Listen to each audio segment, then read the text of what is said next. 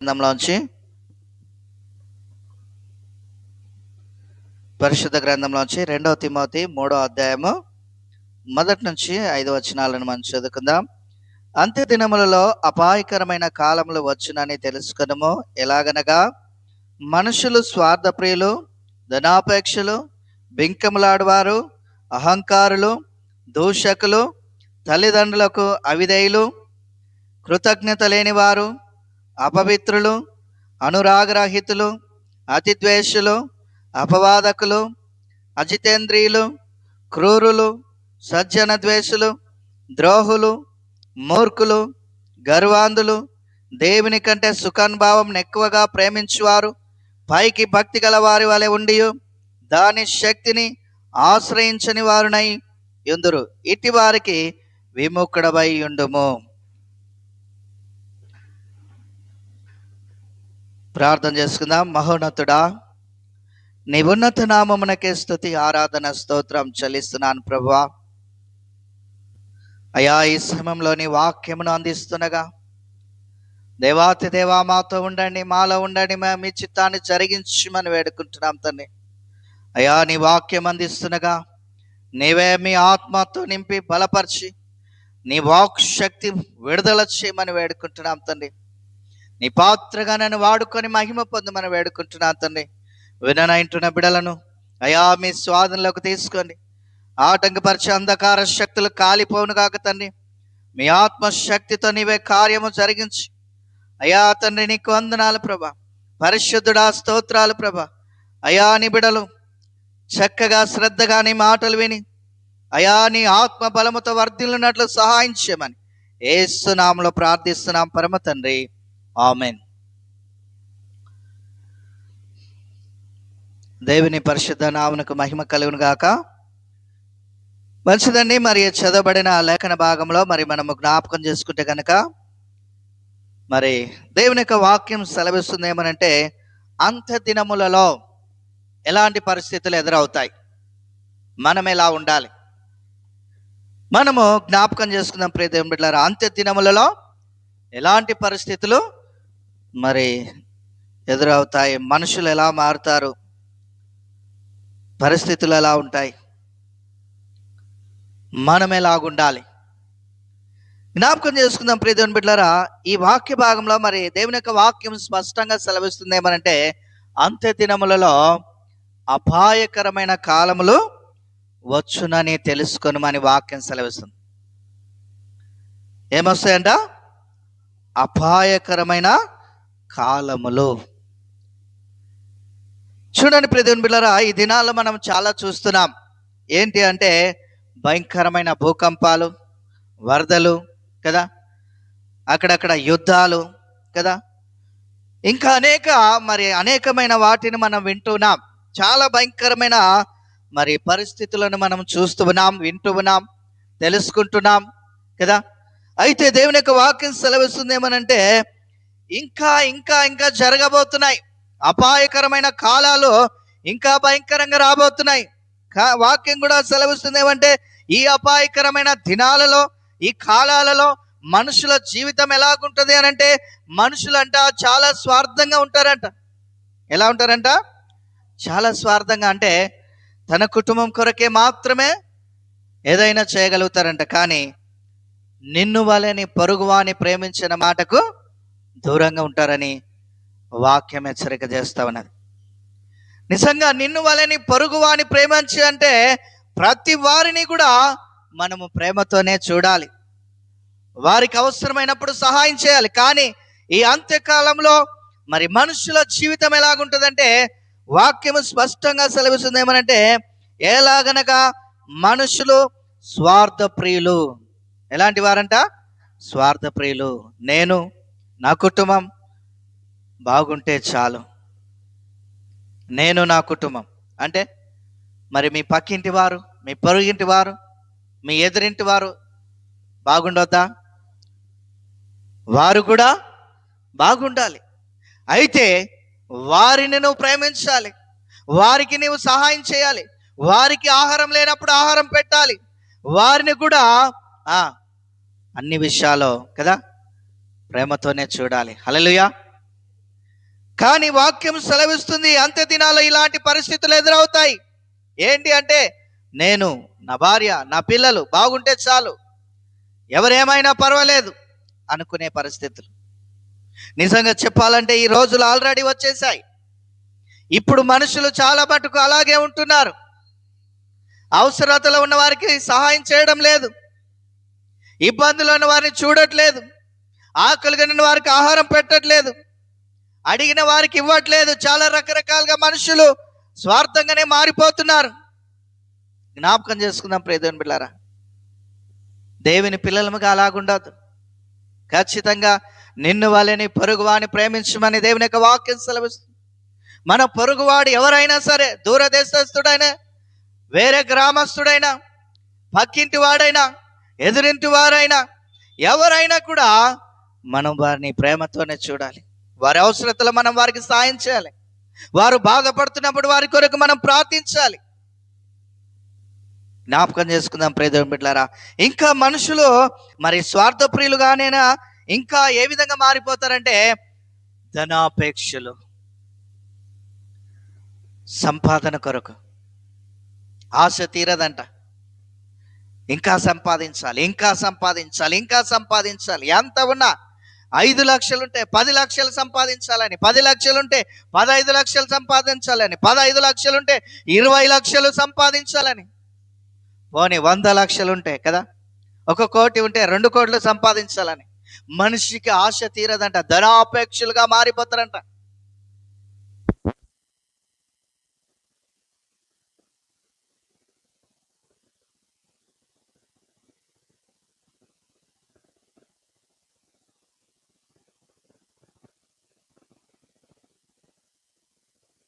సమస్త కీడులకు మూలం. హల్లెలూయా. ధనము సమస్త కీడులకు మూలం. నిజంగా దానిని నమ్ముకున్న చాలా మంది భయంకరమైన ఆటంకంలో, అపాయంలో పడ్డారంట. చాలా మంది ప్రాణాలను కోల్పోయిన వారు ఉన్నారని వాక్యం సెలవిస్తుంది. కాబట్టి ప్రియ దేవుని బిడ్డలారా, మనము ధనము సంపాదించాలని కాదు, దేవుని మీద ఆశ కలిగి మనం బ్రతకాలి. హల్లెలూయా. దేవుని మీద ఆశ కలిగి మనం బ్రతకాలి. ధనం మీద కానీ, లోకం మీద కానీ, లోకాశల మీద కానీ మన మనసు ఉండకూడదు. వాక్యము స్పష్టంగా సెలవిస్తుంది, నీ ధనం ఎక్కడున్నా నీ మనసు అక్కడే ఉంటుందని. ధనం మీద మనసు ఉంటే దేవుని మీద మనసు వెళ్ళిపోతుంది. దేవుని మీద మనసు లేకపోతే నీకు ఏమీ పొందుకోలేవు. ఒకరోజు నీకున్న ధనం కూడా నీకు దూరం అయిపోతుంది, నువ్వు దేవుని దూరం చేసుకున్నావంటే. నిజంగా ధనము, ఐశ్వర్యము సమస్తం అనుగ్రహించేవాడు ఎవరంటే దేవుడు.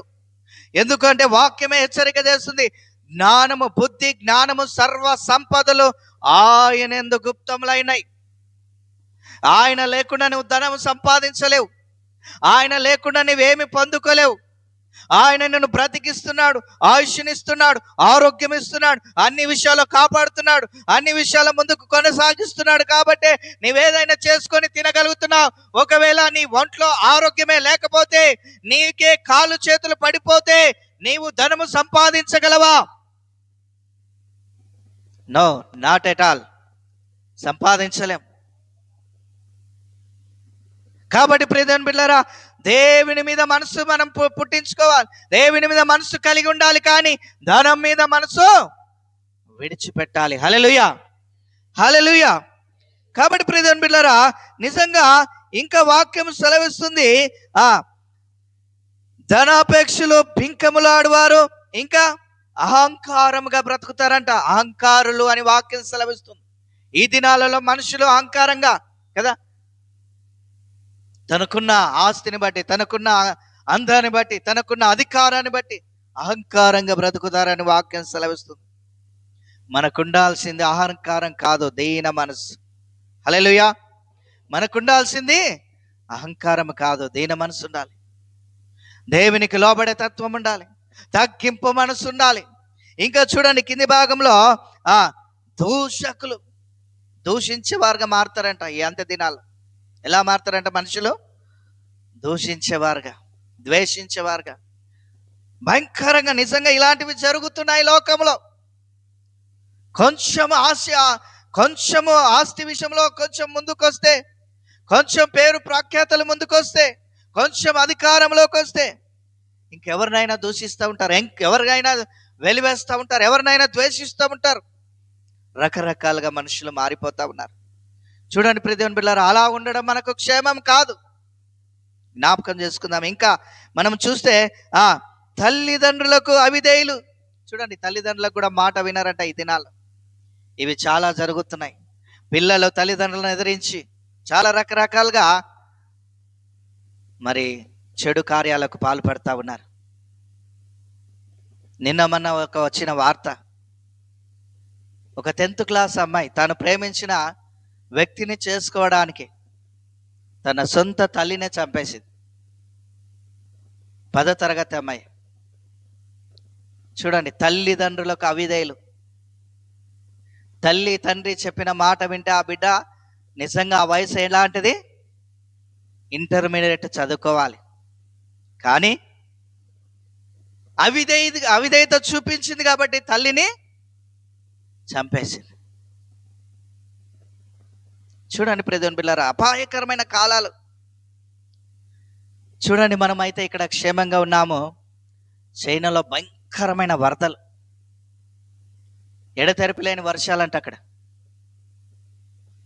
మొత్తము 1వ ఫ్లోర్ నుండి 2వ ఫ్లోర్ మొత్తం వాళ్ళకున్న కార్లన్నీ వరదలే వెళ్ళిపోతున్నాయి. నీ ఆస్తి నీ అందం ఎక్కడ? నీ ఆస్తి నీ అందం ఎక్కడ? జ్ఞాపకం చేసుకుందాం ప్రియ దేవుని బిడ్డలారా కదా. ఈ రోజుల్లో మరి నిజంగా భయంకరమైన పరిస్థితులు మరి వస్తాయని దేవుని యొక్క వాక్యము సెలవిస్తుంది. అవి జరుగుతూ ఉన్నాయి, ఇంకా జరగబోతున్నాయి. జ్ఞాపకం చేసుకుందాం. తల్లిదండ్రులకు అవిధేయులుగా కాదు, లోబడాలి, సన్మానించాలి. వాక్యం సెలవిస్తుంది, నీ తల్లిని నీ తండ్రిని సన్మానించుము. ఇదొక ఆజ్ఞ. దేవుడు మోషేకి ఇచ్చిన ఆజ్ఞలలో 5వ ఆజ్ఞ ఇది. తల్లిదండ్రులకు లోబడాలి, వారిని సన్మానించాలి, గౌరవించాలి, ప్రేమతో చూసుకోవాలి. ఇంకా చూడండి, కృతజ్ఞత లేని వారు. నిజంగా ఎంత మంచి చేసినా ఈ దినాల్లో కృతజ్ఞత లేని వారు కూడా ఎంతో మంది ఉన్నారు. మంచి సహాయం చేసావు, మంచిది, నీకు వందనాలు అని కూడా చెప్పేవాళ్ళు లేరు ఈ దినాల్లో. ఆ విధంగా సహాయం చేసేవా అని థ్యాంక్ యూ అని చెప్పకుండా నీకన్నా ఎక్కువ సహాయం చేసే వాళ్ళు ఉన్నారు తెలుసా. ఇలా మాట్లాడే వాళ్ళు ఉన్నారు. అలా కాదు, ₹1 సాయం చేసినా థ్యాంక్ యూ అని చెప్పాల్సిందే. ఫస్ట్ దేవునికి థ్యాంక్ యూ చెప్పాలి, తర్వాత మనకు ఎవరైతే హెల్ప్ చేస్తారో వాళ్ళకు థ్యాంక్ యూ చెప్పాలి. కృతజ్ఞత ఉండాలి, కృతజ్ఞత. హల్లెలూయా. సో ప్రియ దేవుని బిడ్డలారా, ఇంకా వాక్య భాగంలో మరి మనం జ్ఞాపకం చేసుకుంటే కనుక అపవిత్రులు, భయం లేకుండా శరీరాలను పాడు చేసుకుంటున్న వారు అపవిత్రులు. చాలా భయంకరంగా మారిపోతున్నారు యవనస్తులు ఈ దినాల్లో. యవనస్తులేం కర్మ, పెళ్ళైన వారు కూడా అలాగే మారిపోతున్నారు. భార్యాభర్తలు కూడా చెడు ప్రవర్తనకి వెళ్ళిపోతున్నారు. చాలా రకరకాలుగా వారి శరీరాలను పాడు చేసుకుంటూ, శరీరాలను చెరిపివేసుకుంటూ, దేవుని యొక్క వాక్యం అంటుంది నీ దేహంతో దేవుని గణపరచమని. దేవుని యొక్క వాక్యము హెచ్చరిక చేస్తే మనుషులేమో అదే దేహముతో పాపం చేస్తూ, అదే దేహముతో సంపాదన చేసుకునే వాళ్ళు చాలా మంది ఉన్నారు. తమ జీవితాన్ని, తన ప్రవర్తనను అపవిత్రంగా చేసుకుంటూ, పాడు చేసుకుంటూ దేవునికి ఉగ్రతకు గురవుతూ ఉన్నారు చాలా మంది. ఈ శరీరాన్ని దేవుడు తనకు ఆలయముగా మార్చమని దేవుడు అడుగుతూ ఉన్నాడు. నీ దేహం దేవునికి ఆలయముగా మారాలి, నీ దేహంతో దేవుని గణపరచాలి. కానీ నిజంగా ఈ దినాల్లో చాలా రకాలుగా దేవునికి భయపడకుండా నిజంగా మరి భయం విడిచి పాపం చేస్తూ ఉన్నారు. భయం విడిచి అపవిత్రంగా తమ జీవితాలను పాడు చేసుకుంటూ అపవిత్రులని వాక్యం సెలవుస్తుంది. అలాంటి కార్యాలు లోకంలో ఎన్నో జరుగుతున్నాయి. ఇంకా కింది భాగంలో చూస్తే అనురాగరహితులు, ఇంకా అతి ద్వేషులు, భయంకరంగా ద్వేషించేవారుగా మారిపోతారట. అతి ద్వేషులు అని వాక్యం సెలవిస్తుంది. భయంకరంగా ద్వేషించేవారుగా మారిపోతారని. ఇంకా చూడండి, అపవాదకులు, అజితేంద్రియులు, ఇంకా క్రూరులు కదా. ఇప్పుడు ఆ 10th క్లాస్ చేసిన ఆ తప్పు చేసిన అమ్మాయి, అది క్రూరత్వమే. కన్న తల్లిని చంపడం క్రూరత్వం కాదు, ఖచ్చితంగా క్రూరత్వమే. చూడండి, కన్న తల్లిని చంపడము. అందుకే ఇక్కడ వాక్యం సెలవిస్తుంది ఏమంటే క్రూరులుగా మారిపోతారు కదా. ఇంకా సజ్జన ద్వేషులు, ద్రోహులు కదా, ద్రోహులుగా మారిపోతారు. ఇంకా మూర్ఖంగా ప్రవర్తిస్తారంట, మూర్ఖులు, గర్వాంధులు, గర్వంగా ప్రవర్తిస్తారు. వాక్యం సెలవిస్తుంది గర్వం నాశనమునకు ముందు నడుస్తుందంట. మనం గర్వంగా ప్రవర్తించకూడదు. కాబట్టి ప్రియ దేవుని బిడ్డలారా, ఇంకా 2 విషయాలు లాస్ట్లో చాలా స్పష్టంగా దేవుడు సెలవిస్తాడు. ఏంటంటే దేవుని కంటే ఎక్కువగా సుఖాన్ని కోరుకుంటారట. కష్టపడవద్దు, కడుపు నిండాలి. దేవుడు అంటాడు,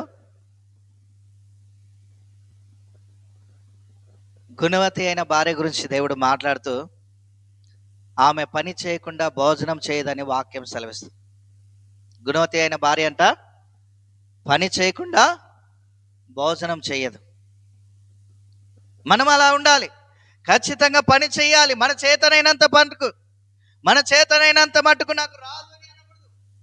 అది దేవుని విషయంలో కానీ, ఇంట్లో కానీ, బయటే కానీ, ఎక్కడైనా కూడా మనకు సుఖము, మనకు ఈ దినాల్లో సుఖం కోరుకుంటూ సుఖ వ్యాధులు తెచ్చుకుంటారు చాలామంది. ఏమి లాభం?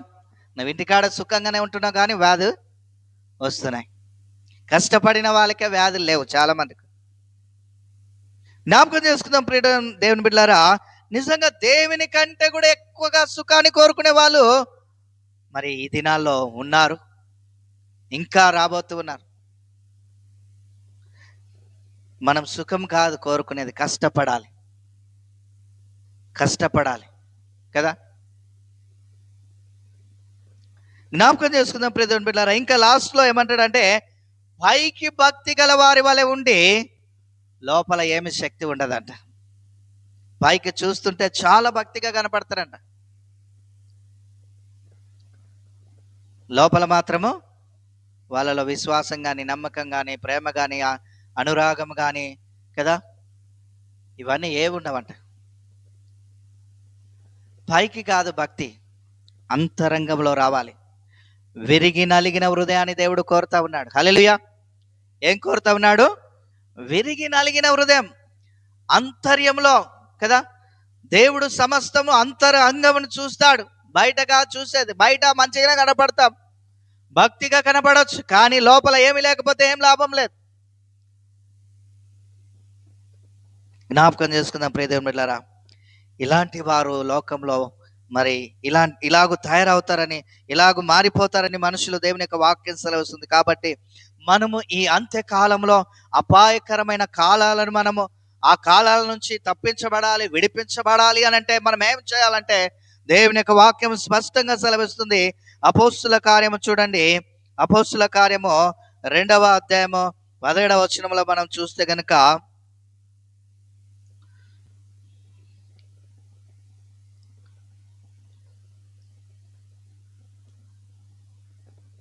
అపోస్తుల కార్యము 2వ అధ్యాయం 17వ వచనం, అంత్య దినముల యందు నేను మనుషులందరి మీద నా ఆత్మను కుమ్మరించెదను. హల్లెలూయా, హల్లెలూయా. మనుషులందరి మీద నా ఆత్మను కుమ్మరిస్తాను.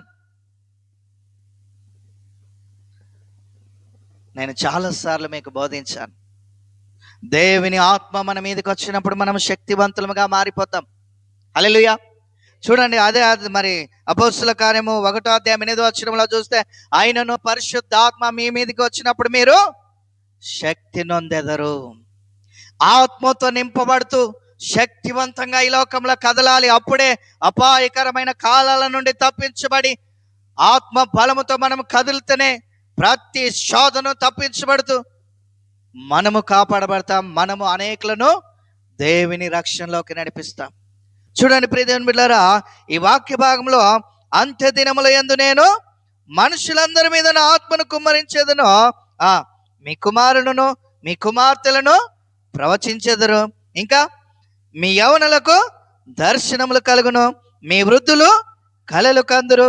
ఆ దినములలో నా దాసుల మీదను నా దాసురాళ్ళ మీదను నా ఆత్మను కుమ్మరించెదను గనుక వారు ప్రవచించెదరు.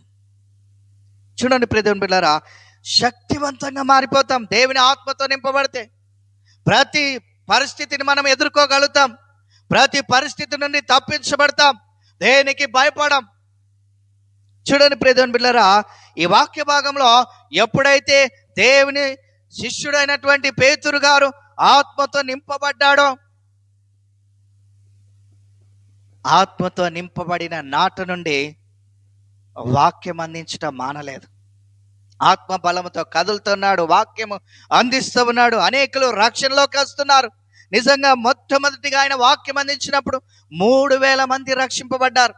దేవుని ఆత్మతో ఎప్పుడైతే నింపబడి శక్తివంతంగా మారి ఆత్మతో నింపబడి వాక్యం అందించాడో 3,000 మంది రక్షింపబడ్డారు. రెండోసారి వాక్యం అందిస్తే 5,000 మంది రక్షింపబడ్డారు. ఇంకా ఒక కుంటివాణి కదా, నాజరేయుడైన యేసు నామములో లేచి నడువంటే వాడు నడిచాడు. దేవుని ఆత్మతో నింపబడితే ఇంత బలంగా మనం కదులుతాం, మనము శక్తివంతంగా మారిపోతాం, అనేకులను దేవుని యొక్క కదా వెలుగులోనికి మనం నడిపిస్తాం. సో ప్రియ దేవుని బిడ్డలారా, అంత్య దినములలో అపాయకరమైన కాలాలు వస్తాయి. మనుషులు కూడా చాలా రకరకాలుగా దేవునికి దూరస్తులుగా మారిపోతారు కనుక, అలా కాకుండా అలాగే జీవిస్తే గనక, లోకస్తులాగా మనం బ్రతికితే గనక, స్వార్థంగా ధనము కావాలని సుఖము కావాలని గర్వంగా అహంకారంగా జీవిస్తే దేవుని ఉగ్రతకు గురవుతాం. దేవుని మాటను విని దేవుని ఆత్మతో నింపబడితే దేవుని కొరకు వాడబడతాం. హల్లెలూయా. దేవుని కొరకు అద్భుతంగా వాడబడతాం. నీకు కాపుదల, నీ కుటుంబానికి కాపుదల, అనేకులకు నీ ద్వారా కాపుదల దేవుడు ఇవ్వబోతున్నాడు. హల్లెలూయా. కాబట్టి ప్రియమైన బిడ్డలారా, ఈ శక్తివంతమైన ఆత్మ అనుభవంలో మనము కదలాలి. హల్లెలూయా. మనం కదలాలి. నిజంగా మనము స్వార్థంగా బ్రతికినంత కాలము, ధనము కొరకు ఆశపడినంత కాలము, సుఖము కావాలని కోరుకున్నంత కాలం, గర్వంగా ప్రవర్తించినంత కాలం నీవు దేవుని దగ్గర దేవుని ఆత్మను నువ్వు పొందుకోలేవు. దేవుని ఆత్మను పొందుకోలేవు. ఈ లోకంలో సమస్తాన్ని విడిచిపెట్టి నీ పాపాన్ని ఒప్పుకొని ఆయన రక్తంతో కడగబడి, దేవా నన్ను క్షమించి నీ ఆత్మతో నన్ను నింపు అంటే దేవుడు తప్పకుండా నింపి ఆత్మ బలముతో శక్తివంతంగా మనల్ని ముందుకు నడిపిస్తాడు, అనేకులకు ఆశీర్వాదకరంగా నిలబెడతాడు. కాబట్టి దేవుడు అందుకే అడగమంటున్నాడు. లూకా సువార్త 13వ అధ్యాయం చూడండి. ఆ వాక్యంలో మనం చూస్తే లూకా సువార్త 11వ అధ్యాయం 13వ వచనం చూడండి. లూకా సువార్త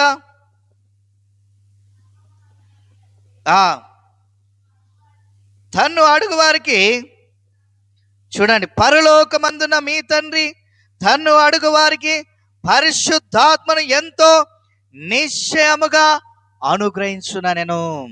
నువ్వు అడిగితే దేవుడు తన ఆత్మతో తప్పకుండా నింపుతాడంట, శక్తివంతంగా నేను ఖచ్చితంగా నిలబెడతాడంట, ఆశీర్వాదకరంగా మారుస్తాడంట. నువ్వు అడగాలి దేవుని. హల్లెలూయా. ఏమంటున్నాడు? పరలోకమందున మీ తండ్రి తన్ను అడుగు వారికి పరిశుద్ధాత్మను నిశ్చయముగా అనుగ్రహిస్తాడు. కాబట్టి మనం అడుగుదాం, ఆత్మ బలముతో కదులుదాం, ఆశీర్వాదకరంగా దేవుని కొరకు నిలబడదాం.